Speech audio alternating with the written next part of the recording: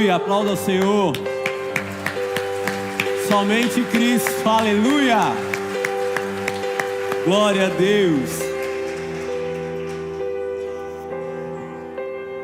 Abriram lá, Lucas capítulo 15, versos 8, diz assim: ou qual a mulher que tendo 10 dracmas, se perder uma dracma, não acende a candeia e varre a casa e busca com diligência até achar.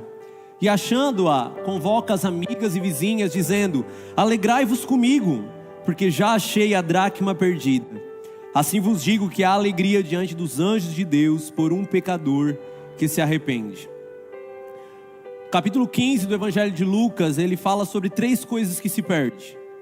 Primeiro, uma ovelha que se perde. Depois, uma dracma que se perde. E terceiro, um filho que se perde. Em todas essas 3 parábolas, nós vemos pessoas envolvidas em todos esses cenários e pessoas que estavam preocupadas em encontrar, porque para aquele pastor, aquela ovelha tinha muito valor.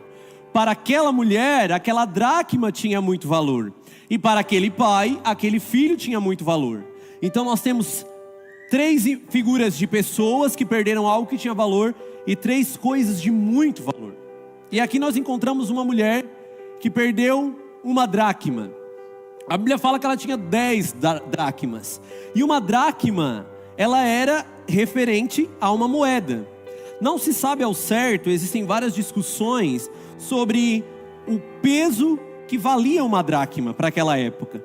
Porque a dracma era uma moeda grega e ela ia mudando de valor de acordo com cada governo, com cada época, assim como o real.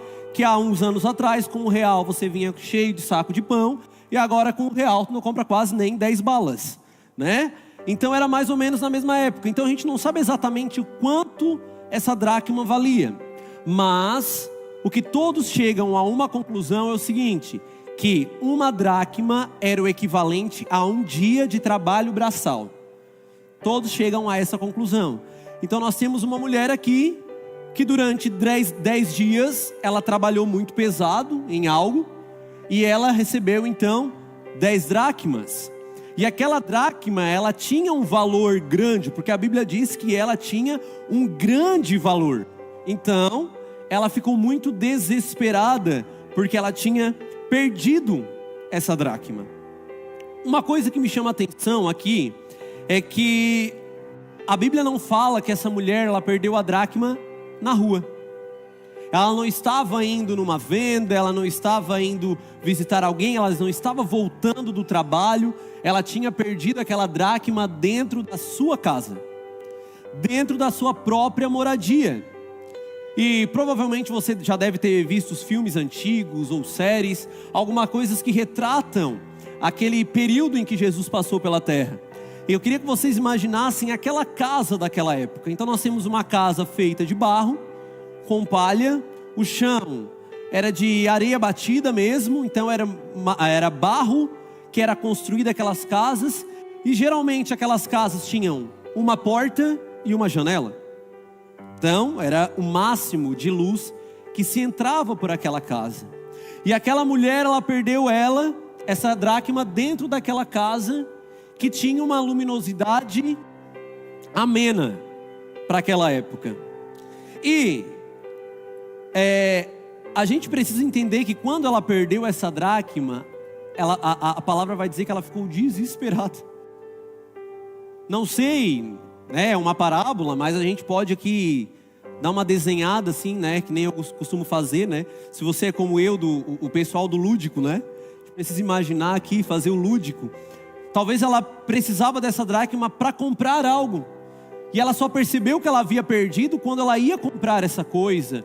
Ou ela ia dar essa dracma para alguém muito importante. Ou ela precisava para algo. E ela só se deu conta que ela havia perdido quando ela foi contar 1, 2, 3, 4, 5, 6, 7, 8, 9. Não, peraí. 1, 2, 3, 4, 5, 6, 7, 8, 9. Não, peraí. 1, 2, 3, 4, 5. Cadê a outra que eu não estou encontrando? Então ela ficou desesperada. E se a gente parar para pensar um pouquinho, a Bíblia não fala que essa dracma tinha um valor, mas que ela não tinha um preço, que ela tinha um valor. E valor é diferente de preço. Todo mundo aqui tem um colar, um anel ou algo que foi deixado pelos seus pais, foram deixados pelos seus entes queridos, que as pessoas podem até dar o preço que quiser, mas você fala assim, não está à venda. Eu não tenho como vender isso daqui. Porque isso aqui não existe um preço que pague isso daqui. Porque valor é diferente. E se a gente parar para pensar, ela possuía 9 dracmas que tinham 9 valores diferentes. Mas ela se desesperou, porque aquela tinha um valor especial. E aqui eu quero entrar na mensagem. Quando a gente fala de casa na Bíblia, a gente está se referindo ao quê? À nossa mente, ao nosso coração. Nós somos casa, amém? Nós somos casas, templo do Espírito Santo. E a cada um de nós, seja você uma pessoa que já se encontrou com Jesus, ou seja você uma pessoa que nunca encontrou Jesus, todos de nós, quando nascemos, nós recebemos uma bagagem de dons e talentos que Deus deposita sobre nós. E esses dons e talentos aí é uma infinidade que a gente pode citar. Alguns desenham muito bem, alguns dançam muito bem, outros cantam, outros bordam, outros cozinham muito bem. Existem dons e talentos que Deus liberou. A Duda, eu posso colocá-la em qualquer instrumento aqui. Uma vez a gente foi numa festa, isso eu vou contar. Uma vez a gente foi numa festa de uma jovem aqui da igreja, que tinha a tia dela, era a tia dela? Madrinha? Lá na Michele, lá no Arroio. Estava tocando uma sanfona. E ela começou a olhar aquela sanfona. Ela disse, eu nunca toquei uma sanfona. E a mulher assim, nossa, é muito difícil. Não, é muito difícil, porque tem botão aqui, tem teclado ali. E ela ficou namorando aquela sanfona ali umas 30 minutos, até que a tia da menina deixou ela botar a mão na sanfona. Você acredita que tocou uma musiquinha na sanfona ainda? São dons, talentos liberados. Pessoas que conseguem ter facilidade de fazer as coisas, e muito bem feita. Se eu pedir para que alguns de vocês aí viessem aqui como a gente mudou a estratégia do Querigma, né? O pessoal que passou pelo Querigma ficou com rancinho, porque a gente não apresenta mais trabalhos. Agora eles fazem prova, é o Enem, né? Agora é prova. E quando eu ia apresentar o trabalho, tinha gente que 4 meses de curso, mas no primeiro mês estava falando assim, pastor Éder, pelo amor de Deus, a gente precisa subir lá em cima, a gente precisa falar, gente, é só pegar o microfone e dar boa noite, fala o que aprendeu com o livro. Não, Deus o livre, não consegue, é bloqueado. Porque são dons, dom de presidir, o dom de falar em público. E está tudo bem, a gente tem que entender. Só que quantos de nós temos perdidos nossos dons que são valiosos dentro da nossa casa? Dentro de nós mesmos. Quantos de nós olhamos no espelho e falam assim, eu não sirvo para nada, eu não tenho valor nenhum. Talvez agora, enquanto eu estou falando, você deve estar pensando assim, tá, mas eu não faço nada disso que tu falou. Eu não sei pintar, não sei desenhar, não sei tocar, não sei cantar. Eu não tenho valor nenhum. Na realidade, a dracma já está dentro de você. Só que assim como aquela mulher que se desesperou em procurar a dracma, é isso que você precisa fazer nessa noite. Você tem que ter o zelo e o desespero para encontrar essa dracma. Você não pode aceitar perder a dracma dentro de você. Porque nós nos acostumamos, porque nós vivemos numa sociedade que te pede rápido, imediato e para ontem. E quando a gente não consegue dar uma resposta rápida, eu não consigo falar em público, eu não consigo cantar, então eu não sou bom em nada. Então a gente começa a acreditar essas mentiras que o mundo começa a falar sobre nós. E nos começa a fazer uma opressão dizendo assim, tu não consegue fazer isso. Tu não é bom o suficiente para isso. Não, deixa para o outro. Às vezes até te dá uma vontade de fazer, vai dizer que não. Ai, que vontade de falar com o pastor para me ajudar no Envolva-se. Só que, eu não vou conseguir. Ai, que vontade de falar para trabalhar no estacionamento, mas não vou ter paciência. Então eu preciso entender que dentro de nós existem dracmas que muitas vezes nós perdemos e nós não nos esforçamos em nenhum momento para recuperar. A gente se acostumou, mas hoje à noite essa realidade vai mudar. Amém? Esses valores podem ser tudo aquilo que Deus liberou. Pode ser até mesmo momentos de comunhão com Deus que você já não tem há um bom tempo. Qual foi a última vez que você teve uma comunhão com Deus? Qual foi a última vez em que você se encontrou com Ele? Qual foi a última vez que você teve uma vida devocional? Chegamos na metade do ano. E os teus propósitos e teus projetos, onde estão? Cadê o cara que disse que ia jejuar uma vez por mês? Cadê a pessoa que disse que ia ler a Bíblia toda? Cadê aquele que disse que ia ser mais participativo? No dia a dia, a gente tem se perdido. O cansaço, o peso emocional, a responsabilidade que vem sobre nós. Dia após dia nós temos nos perdido em nós mesmos. Só que aqui, quando Jesus conta essa parábola, Ele deixa uma receita, e eu não sei se você percebeu. Ele deixa uma receita super especial do que essa mulher fez, para que ela pudesse encontrar a dracma até que ela tenha encontrado. E essa receita que nós vamos falar nessa noite. A primeira coisa que você vai ler ali que essa mulher fez foi acender uma candeia. A primeira coisa que essa mulher foi fazer foi acender a candeia. A casa dela estava escuro, ela não conseguia ver nada. Então o que ela vai? Ela acende uma candeia. Ela coloca fogo e o fogo ilumina tudo. O fogo, ele consegue mostrar as coisas que estão ocultas. O fogo, ele consegue mostrar através da luz dele aquilo que está escuro, aquilo que está nos cantos mais ocultos, aquilo que talvez ela não conseguia ver em cima da prateleira, embaixo da cama, lugares que ela não estava conseguindo enxergar, a luz mostra. E a primeira coisa que ela fala assim: ei, ela vai acender a candeia. 1 Tessalonicenses capítulo 5, 19, diz assim: não extingais o espírito. Ou em outras versões, como do telão, não apagueis o espírito.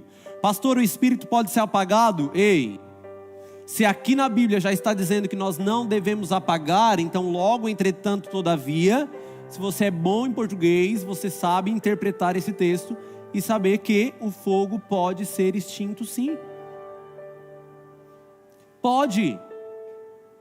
Por conta dos meus afazeres, por conta do meu dia a dia, por conta do meu cansaço emocional. Isso pode acontecer, sim. Então aqui Paulo está dando aqui, um sinal. Ei, esse é um versículo isolado que está lá assim, não apagueis o espírito. Um conselho que ele está dando. Sabe por quê? Porque se a gente vai lá e apaga o espírito, a nossa casa fica escura. Não existe luz dentro da nossa casa. E se não existe luz, eu não consigo enxergar nada. Eu não consigo enxergar às vezes o óbvio, o que está na minha frente. E às vezes a gente fica perdido. E é tão ruim quando falta luz em casa, né? Há um mês atrás, mais ou menos, nós estávamos saindo para o culto, se arrumando. E olha que a minha família não é pequena. 3 mulheres. A gente estava se arrumando. Faltavam uns 30 minutos para a gente sair. Bum! Acabou a luz. Aí o caos está declarado na casa, né? É o celular para cá, daí a Helena pega o celular para ficar brincando. Daí eu correndo atrás da Helena. Daí a Maíra tentando se maquiar. Eu fui com a minha camisa toda amassada. Porque a falta de luz gera caos.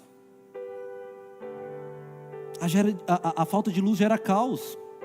No trânsito. Se você não tiver o farol, vai gerar caos. Em qualquer lugar que você estiver, você pode tropeçar, você pode se machucar. Você está entendendo onde eu estou querendo chegar? Às vezes você está se machucando porque está faltando luz. Não é muita coisa. É só tudo. Às vezes a tua vida está um caos, sabe por quê? Porque está faltando luz. Às vezes você não está conseguindo enxergar o óbvio, porque está faltando luz. Então, acenda a luz nessa noite. Não deixar o fogo da candeia se apagar é o primeiro ponto. Não ficar na escuridão. A escuridão nos impede de ver o que está na nossa frente. Olha só o que está escrito lá em 1 João capítulo 1, versículos 5 ao 7. Diz assim: e esta é a mensagem que dele ouvimos e anunciamos. Esta é que Deus é luz e nele não há trevas nenhuma. Se dissermos que mantemos a comunhão com ele e andamos nas trevas, mentimos e não praticamos a verdade. Se porém andarmos na luz, como ele está na luz, mantemos comunhão um com os outros, e o sangue de Jesus, seu Filho, nos purifica de todo pecado. Então o nosso lugar é onde, amado? É na luz. O nosso lugar não é na escuridão. Deus é luz e nele não há trevas nenhuma. Olha só. Aleluia.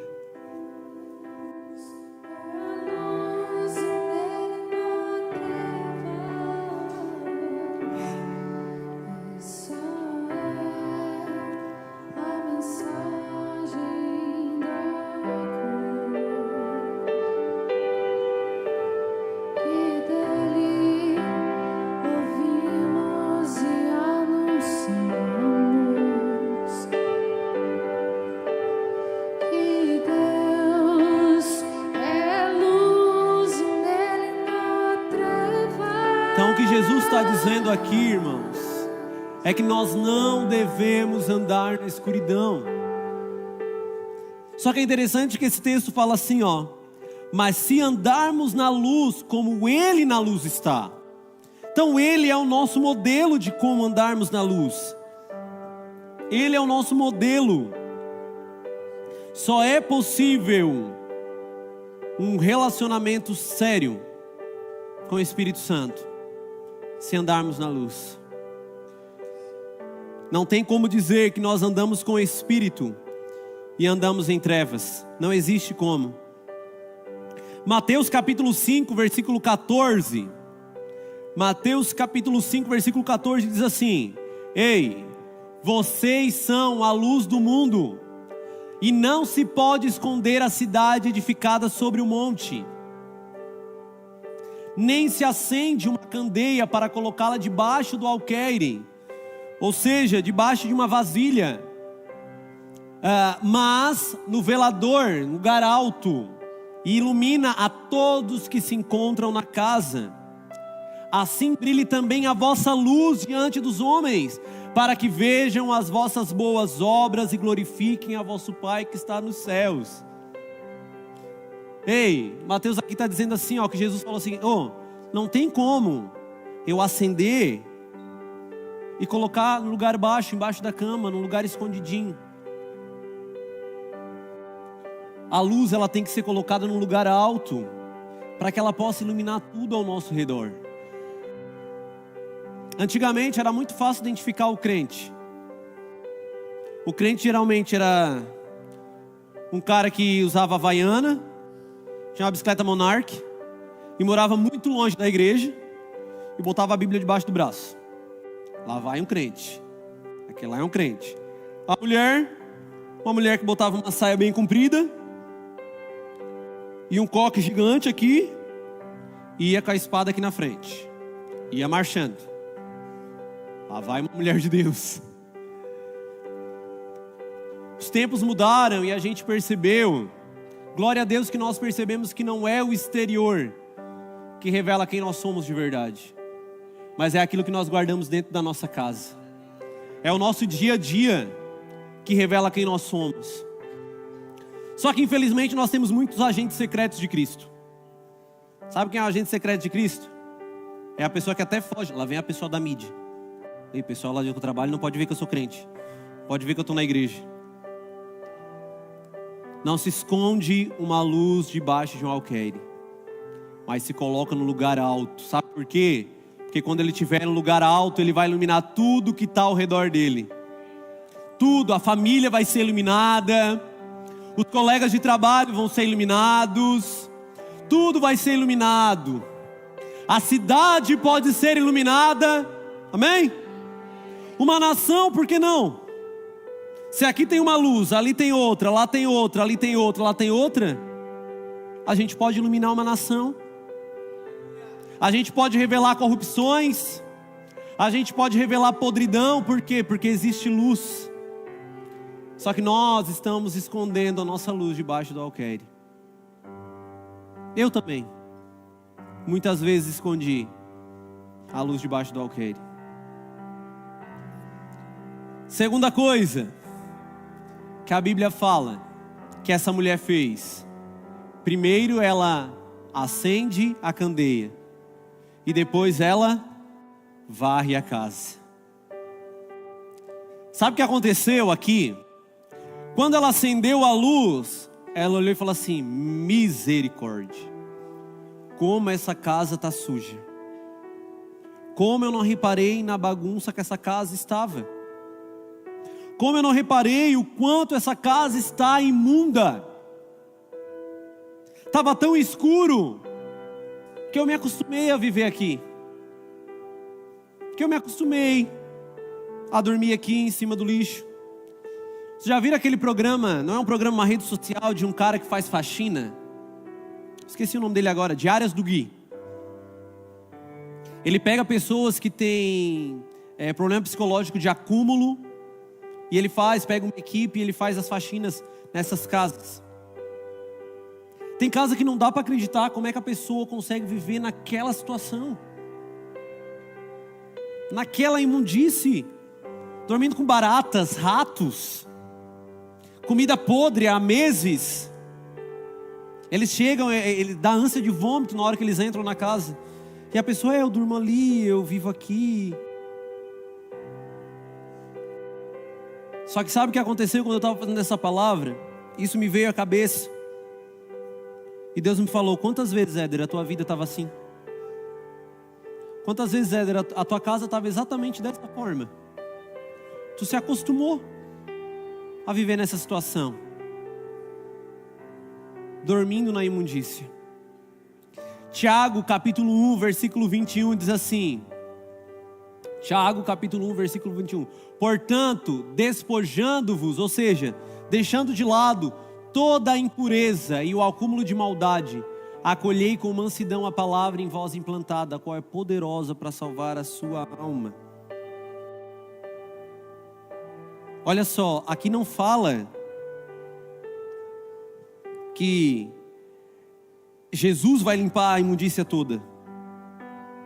Não. Portanto, vocês, tire a sujeira que você colocou aí. Se despoja de toda a sujeira e acúmulo que você colocou aí dentro. Interessante que nós estamos construindo o caminho. Primeiro o Espírito Santo revela. Você busca o Espírito Santo, ele acende a luz e você vê. Meu Deus, a minha casa está suja. Aí você olha para o Espírito Santo assim: meu Deus, a minha casa está suja. Ele assim: então, de presente está aqui uma vassoura, está aqui um rodinho, e no teu caso vai até uma quiboa das fortes aqui, né? Para limpar essa sujeira que você mesmo fez. E a Bíblia fala que aquela mulher começou a varrer a casa. E nós temos que varrer a casa. Quantos de nós Deus tem revelado já? Você tem buscado a Deus no seu secreto. Deus tem acendido a luz em você. E você tem visto a tua imundícia.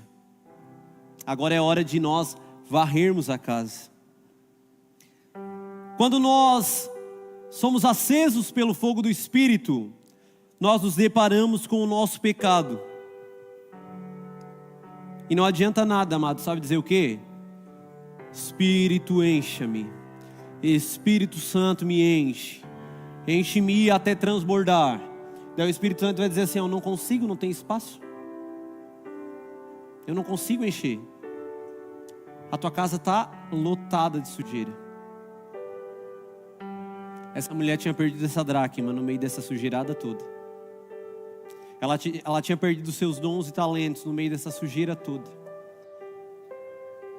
Quantos de nós perdemos as nossas dracmas porque a nossa vida está uma bagunça? E a gente chega para Deus e reclama. Deus, tu não me faz nada, Senhor. Por que o Senhor não me usa, Deus? Tu usa o fulaninho que chegou ontem na igreja, eu estou há 20 anos, o Senhor não me usa. Está na hora da gente pegar a vassoura e limpar a nossa sujeira. Sujeiras ocultas, pecados nunca revelados, coisas que só você e Deus sabem. E é difícil ter coragem, hombridade, para pegar a vassoura e varrer. É difícil. É igual quando você se machuca. Eu nunca, graças a Deus que eu morro de medo, mas eu nunca me machuquei ao ponto de levar ponto. Nunca me machuquei ao ponto de levar ponto assim. Mas você sabe que quando você se machuca, uma ferida aberta, que você vai levar ponto, onde é que vai a anestesia? Não é dentro da ferida? Você já entendeu, né? Às vezes Deus quer curar a sua alma. Deus quer remendar essa ferida aberta. Só que você tem que permitir deixar a anestesia entrar dentro da ferida. Só que sabe o que você tem feito domingo após domingo? O pastor termina a mensagem, faz o apelo e você fala: vou, não vou. Não, se eu ir, as pessoas vão ver que faz tanto tempo que eu congrego aqui. E daí as pessoas, o que as pessoas vão dizer de mim e tal? E Jesus está aqui com a agulha assim, ó, só esperando. Pronto para anestesiar a sua dor. Pronto para anestesiar a sua ferida. Para costurar. Para limpar se for preciso. Pegar o bisturi. Limpar e curar a ferida da sua alma. Permita Jesus te varrer nessa noite. Permita Jesus te entregar a vassoura. E faça você a sua parte. Terceira coisa que essa mulher faz: ela procura com diligência. Ela procura atentamente. Sabe o que ela fez? Ela fez a faxina do sábado. Ela tirou tudo para fora da casa.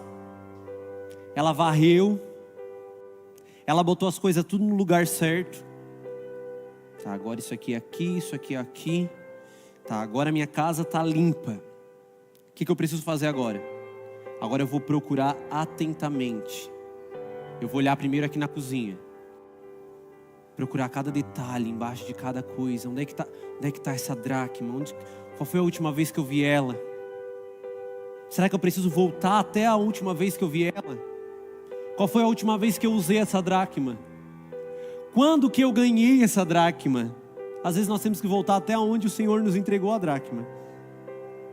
Fazer o caminho de volta. O Senhor me deu a dracma nesse momento aqui. Tá, Deus me deu a dracma nesse momento. Mas Deus me deu a dracma. O que eu estava fazendo para ganhar essa dracma? Onde eu estava me movendo? O que eu trabalhei para ganhar essa dracma? Será que eu não preciso fazer isso de novo? Será que eu não preciso me movimentar nesse lugar de novo? Será que eu não preciso ter a mesma atitude que eu tinha antes? Às vezes eu preciso dar uns passinhos para trás para ir mais para frente. E ela começa a organizar tudo dentro da casa dela e tudo limpinho, com cheirosinho, tudo certinho. Ela começa a procurar atentamente. Esse texto eu queria que você abrisse comigo. Hebreus capítulo 12, versículo 2.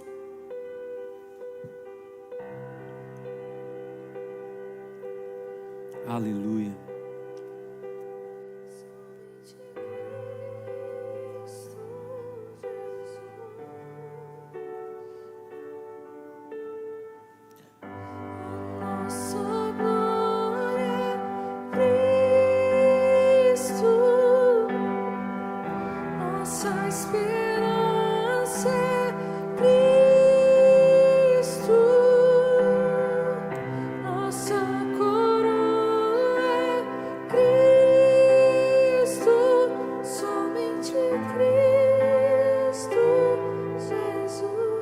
A partir do versículo 2 diz assim: olhando para Jesus, autor e consumador da fé, o qual, pela alegria que lhe estava proposta, suportou a cruz, desprezando a afronta, assentou-se à destra do trono de Deus. Olhando para Jesus, autor e consumador da nossa fé. Talvez nós não estamos encontrando mas porque nós estamos olhando para o lugar errado. Nós estamos focando no lugar errado. Sabe o que acontece? Às vezes você acha que a sua dracma é a sua família. Não, a família é aquilo que é mais importante para mim. Não, a minha família é a prioridade acima de tudo. A minha família, nossa. Não, agora eu comecei a namorar, eu vou casar, minha esposa vai ser tudo para mim. O que ela falar para eu fazer, eu vou fazer e deu.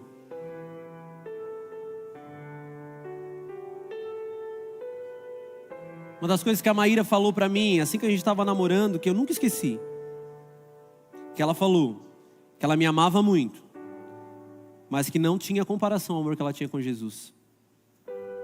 Que Jesus era a prioridade na vida dela. E às vezes a gente conversa em casa e a gente fala que se um dia isso não vai acontecer, mas eu meio que der a louca, Jesus vai ser a prioridade na vida dela. E ela sabe a mesma coisa. Se um dia ela der a louca, Jesus é a prioridade na minha vida. As minhas filhas são amadas. Eu amo elas demais, demais, demais, demais, demais, demais. Aquelas duas galeguinhas, olha, Jesus.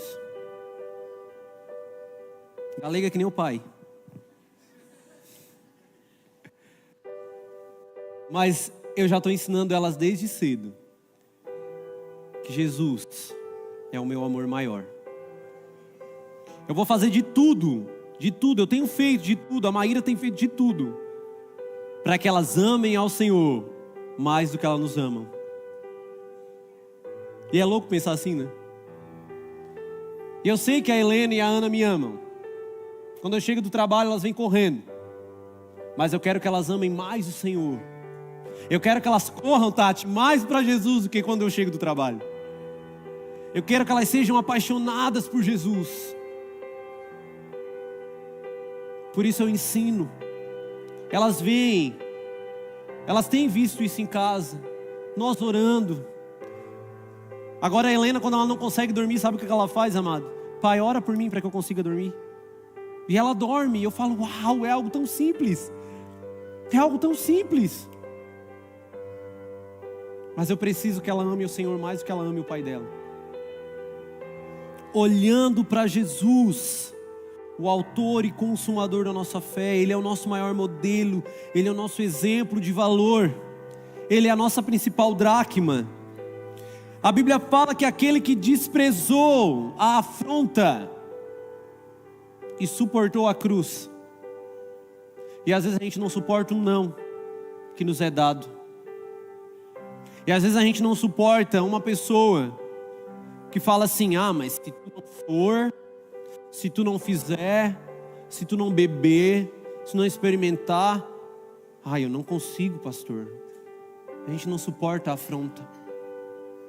Ei, a Bíblia fala assim, pelo gozo que lhe estava proposto. Às vezes a gente tem que fazer algumas trocas de alegria. O que me dá mais prazer? Uma noite com a minha namorada ou a eternidade com Cristo?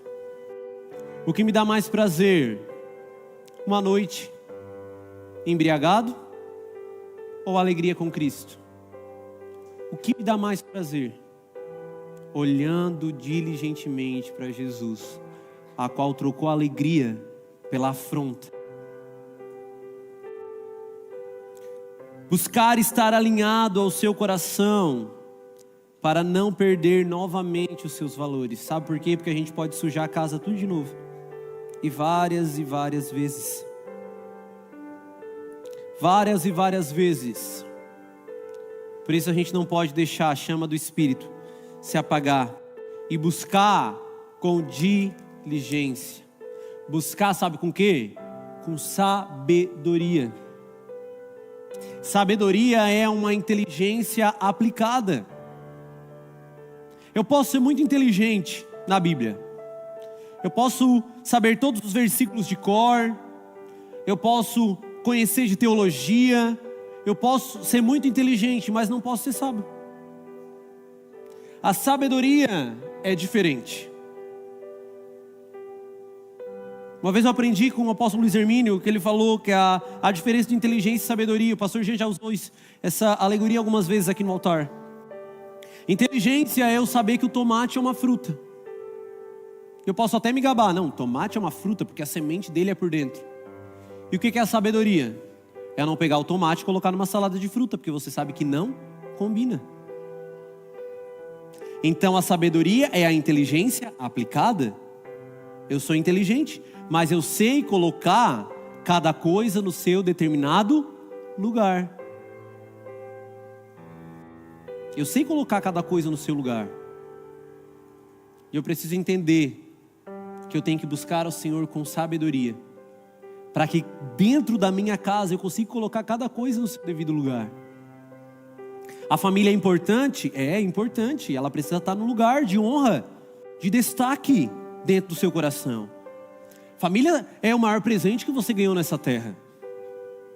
As pessoas, Deus escolheu essas pessoas para serem teus pais. Está lá minha mãe linda, maravilhosa, gata. Para te criarem. Minha mãe criou eu no caminho. Às vezes ela não queria ir no culto domingo, eu ficava desesperado porque eu queria ir para a escolinha. E eu sou pastor, viu, mãe? Valeu a pena chorar. E a família, ela tem o seu lugar importante. O trabalho, ele tem um lugar importante. Você tem que ser exemplo. E olha que eu estou falando isso aqui, não é porque meus patrões estão aqui, que é até arriscado eu falar isso. Mas você tem que ser exemplo no seu trabalho. Você tem que ser o melhor no seu trabalho. Você tem que fazer as coisas com excelência. Sabe por quê? Porque você não está representando você. Você está representando um Cristo. Você está representando um Deus. As pessoas têm que olhar para ti e ver diferença. Então o seu trabalho, ele tem que ser... Mas agora, assim como eu falei da família, o seu trabalho não tem que ser prioridade. Porque a sua prioridade é Cristo. Só que o seu trabalho que Deus colocou, ele também tem que ter um lugar ali com sabedoria para você utilizar. Suas amizades também. Ela tem que ter um lugar de destaque aí no seu coração. Só que você precisa usar ela com sabedoria. Tudo o que Deus libera para você são presentes, mas você deve colocar com diligência e sabedoria dentro da sua casa. Talvez a sua dracma está perdida porque tudo está bagunçado, entendeu? Está tudo bagunçado. As coisas estão fora de ordem. Tá, pastor, então qual é a lista? O que é primeiro, o que é segundo? Primeiro é isso, primeiro é aquilo. Amado, primeiro é Deus. Deus é a lista. Deixa Deus organizar as coisas dentro de você. Ele tem que ser a lista. Ele tem que estar junto com a sua família. Ele tem que estar junto com você lá no seu trabalho. Ele tem que estar junto quando você está lá no futebolzinho com teus amigos. Ele tem que estar junto com você em todos os momentos. Ele sempre tem que estar com você. E por último, depois disso tudo, a gente aprende com essa mulher que não existe conquista de dons sem compartilhar com pessoas que você ama. Sabe o que ela faz? Ela vai lá e conta para suas vizinhas e amigas: ei, alegrem-se comigo, porque uma dracma estava perdida e eu encontrei. Ei, essa dracma está perdida e é a hora da gente compartilhar essa dracma quando nós encontrarmos. Domingo é o culto de amigo. Que oportunidade, hein? Você vai encontrar a dracma nessa noite e você tem uma semana para estar compartilhando com seus amigos: ei, alegrem-se comigo, eu encontrei uma dracma perdida. Seus amigos estão com dracmas perdidas nos seus corações. E além disso tudo, Jesus é a dracma perdida que deve ser compartilhada com todos os seus amigos. Essa parábola nunca foi sobre a dracma, irmãos. essa ministração nunca foi sobre a dracma, mas sim sobre a casa. Jesus não falou sobre a importância da dracma. Jesus falou sobre a importância de manter a casa limpa. Jesus falou sobre a importância de se manter uma casa organizada. Ah, Jesus. Feche seus olhos aí no seu lugar. Como está a sua casa? Como está a sua casa?